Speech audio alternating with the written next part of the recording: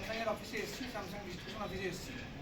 আমাদের যে ডিমান্ড ছিল যে গত কিছুদিন আগে সোনারপুরে একটি নতুন দোকান উদ্বোধন কেন্দ্র করে, অন্নপ্রীতমে নতুন একটি দোকান উদ্বোধনকে কেন্দ্র করে একটা ভিডিও আমাদের সামনে আসে সোশ্যাল মিডিয়াতে, যেখানে উনি একটি প্রোডাক্টের উপরে 5-5টি করে গিফটের অফার চালু করেন, যেটা আমরা মনে করি দক্ষিণ চব্বিশ পরগনা যে মার্কেট যে প্র্যাকটিস হয় সেই প্র্যাকটিসের বিরুদ্ধে এরকম ধরনের বিরুদ্ধচরণ।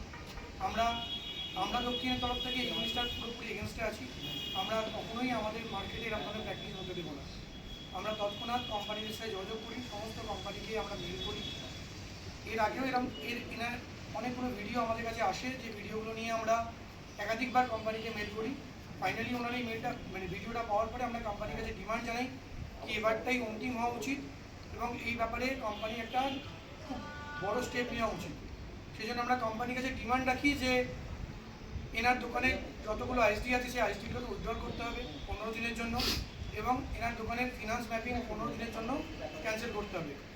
আমাদের কাছে ইনফরমেশান পাওয়ার পরে, মেল পাওয়ার পরে ভার্বাল কমিউনিকেশান এবং মেলের মাধ্যমে বাকি সমস্ত কোম্পানিরা তাদের রিপ্লাই দিয়ে দেয়।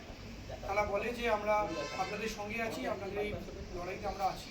তারা তাদের আইএসডি উইথড্রল করে নেয় এবং তাদের বাকি যেগুলো আমরা ডিমান্ড করেছিলাম সেগুলো তারা প্রসেসে দেয়। স্যামসাংয়ের কাছে আমরা সেম মেল দিই, স্যামসাংয়ের কাছে আমরা সেম বক্তব্য রাখি এই বিষয়ে আমাদের পাশে থাকার জন্য, মার্কেট হাইজিন বজায় রাখার জন্য। স্যামসাংয়ের তরফ থেকে আমরা কোনো কমিউনিকেশান প্রপারলি পাই না, না ভার্বাল না মেলে। তার ফলে আজকে আমরা স্যামসাংয়ের অফিসে এসেছি আমাদের ডিমান্ড নিয়ে। আমাদের ডিমান্ডটা খুব জাস্টিফাইড। আমরা ফেয়ার বিজনেস করতে চাই। আমাদের এখানে ছোট বড় মধ্যমবর্গীয় সমস্ত দোকানদার আছে। আমরা যারা প্রতীকী আন্দোলন করতে এখানে এসেছি। আমাদের আন্দোলন আগামী দিনে আরও বৃহত্তর হতে পারে যদি আমাদের ডিমান্ড না মানা হয়।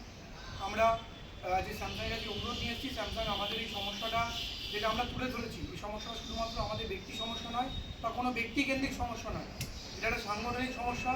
পুরো সংগঠনের, পুরো মার্কেটের ভাইবিলিটি, পুরো মার্কেটের বিজনেস এফেক্ট করতে পারে।